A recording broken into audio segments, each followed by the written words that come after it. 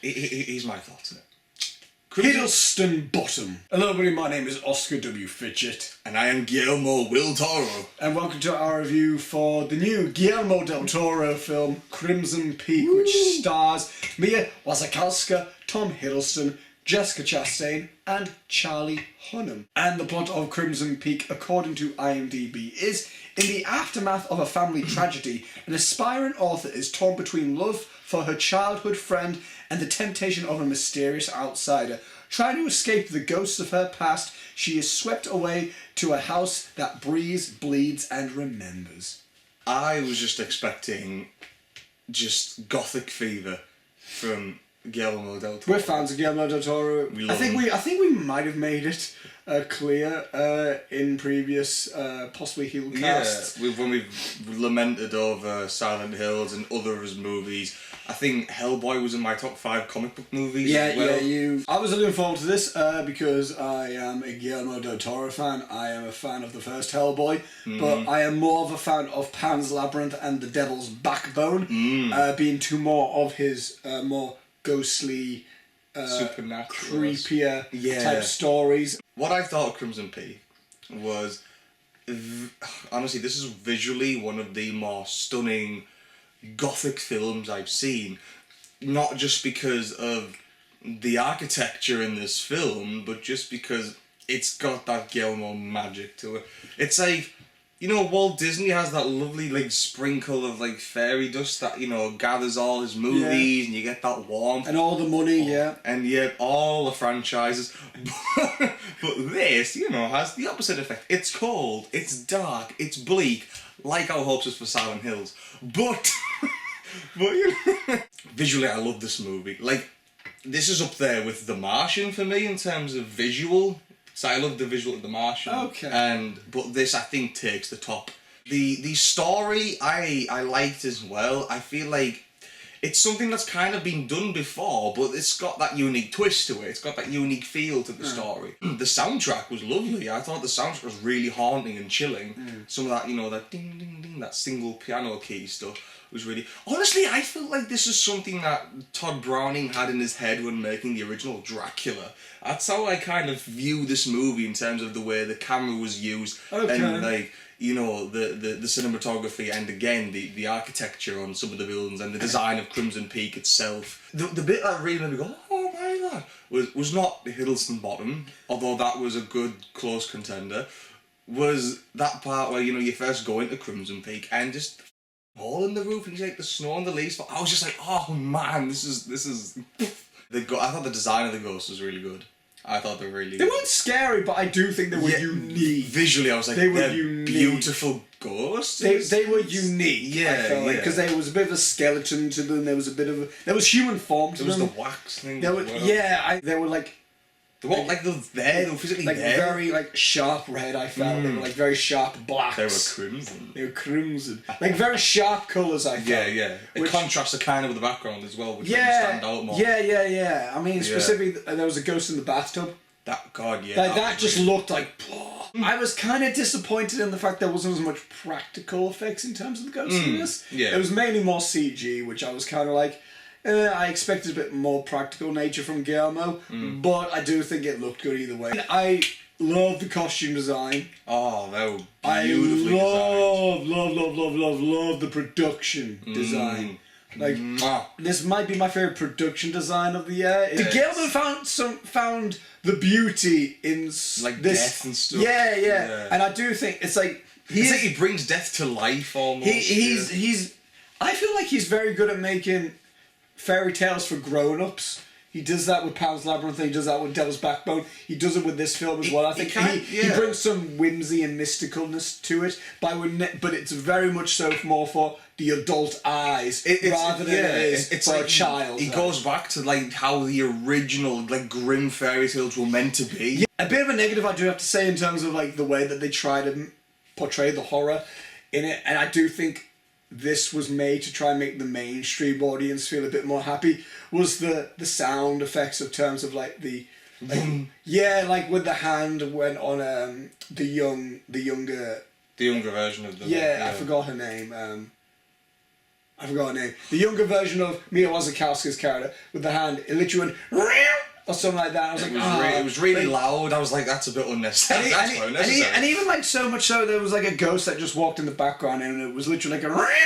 Yeah, and it was like these loud screeching. And it's like that's something that belongs in a blinking like Michael Bay horror film, not a Guillermo del Toro. Yeah, it's something that belongs in like a typical slasher thing where it's a false jump scare. And even though they weren't jump scares, I thought it would be very more effective if it was just like a more like a whisper, like a rather than it's like, okay, you just took me out of the blinking mood of it. And another slight negative I do have to say is that I'm just not a fan of Mia Wasikowska really that much. Really? Yeah, I'm just not that much of a fan of her. I think she does fine, but something about her, it's like she has the Kirsten Dunst effect in my eyes, where it's just she always has one tone to her. Yeah. In every film I've seen her in, like Alice in Wonderland and The Double, this, like no matter what quality of the film, there's something about it that just always seems to have this.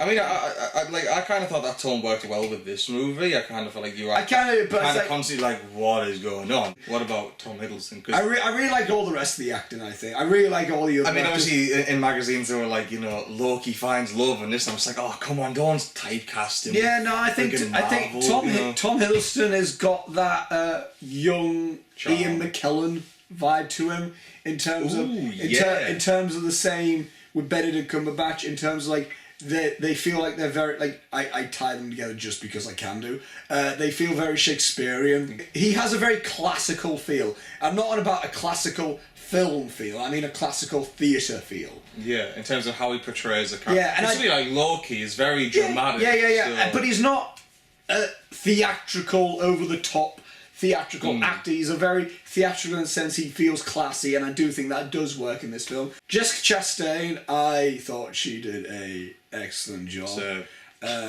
She does. She knows how to really wind. She has vibes of Lena Headey in Game of Thrones. I'll put it that way. I say points out to the guy who played the dad. Yeah, I don't know who the actor was, but yeah, I liked him. He was really good. I really got involved with this. When he first popped on, I was like, is that Orson Welles? I was like, no, Orson Welles is dead. And Charlie Hunnam, I thought he was good for the smaller role he was in. Oh, the Doctor? Yeah. Who's known for Sons of Anarchy. Oh, right. He was really good. He was in Pacific Rim, so I can tell. He felt like another classic type of Universal role in that sense. They all had something. This does feel like a nice throwback in terms of... Yeah, it does. And although this film is classed as a horror film, I think this film might... Again, it's coming out in October, preparing people for Halloween. I think this might have a bigger effect if you watch it at winter. Like the Until Dawn effect. Kind of, yeah. I feel this is it would be a cool winter Christmas watch, I think. Yeah, that's just it would seem more on point then as well, with the setting and everything. Yeah.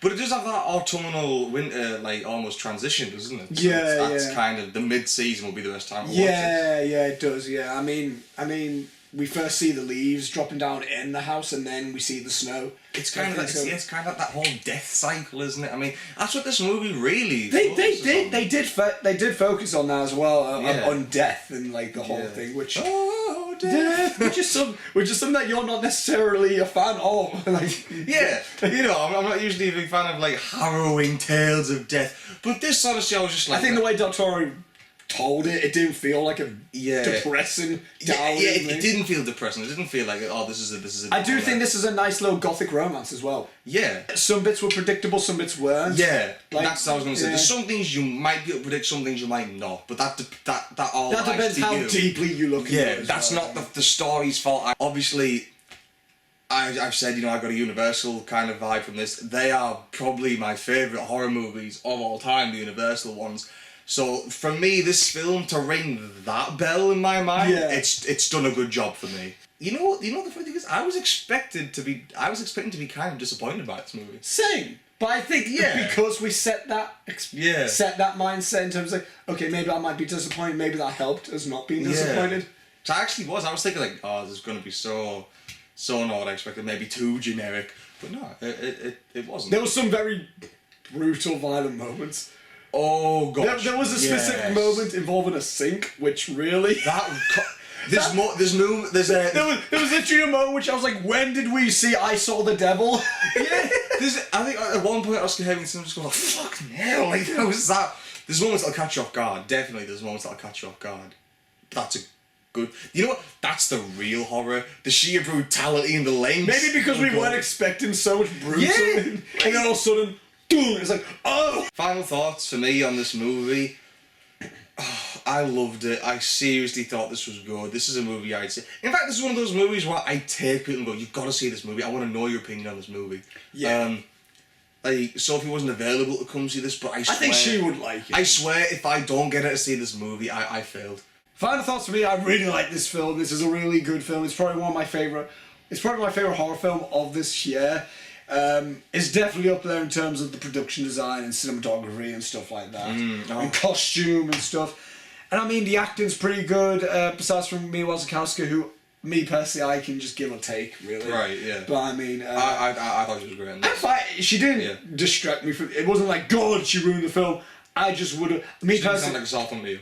nah, I would have personally recast it if it was my choice. But that's just me. So guys, thank you for watching our review for Crimson Peak, the new Guillermo del Toro film. Guillermo. And what did you guys think of Crimson Peak? I'm really curious now what people... Let us know, please. I really am curious of what people think of Crimson Peak or what you thought of our review for Crimson Peak. Yeah. And also while you're down there, check out the description there. That has the Twitter links to everyone in the Heel Crew, as well as the Facebook page. Until next time, guys, we shall see you later. And R.I.P. Silent Hills. Just, we need to get that out there. Just R.I.P. Silent. Stay spooky, people. But this, I think, takes the top for visually the most stunning film. What are you on about? What about the visuals of J.K. Simmons' head in Whiplash? Yeah, but I mean, like... that's godly. I mean, like, for us mere mortals, like... That's in its own category. That's the J.K. Simmons head category. There's that, and him laughing as J. Jonah Jameson in Spider-Man. There used to be a category in the Oscars, the J.K. Simmons category. It's the Oscar statue, but with his head, you know, like, that's fine. But, Guillermo del Toro and Walt Disney should have a meeting to try and collaborate. Well, yeah, literally life and death, a dead vault and a life. Well, technically, Haunted Mansion. Yeah, that's got me sauce. That's what, you know, honestly... But Guillermo wouldn't go full on now, because I think that is Disney. But I think... Ryan Gosling's going to be in that film? Yeah, he's the lead, isn't he? Yeah. I think he's going to do. Do you think we're going to see some Gosling bottom? Seen enough of that. Was I the only one out of the two of us who found Jessica Chastain just really attractive in this film?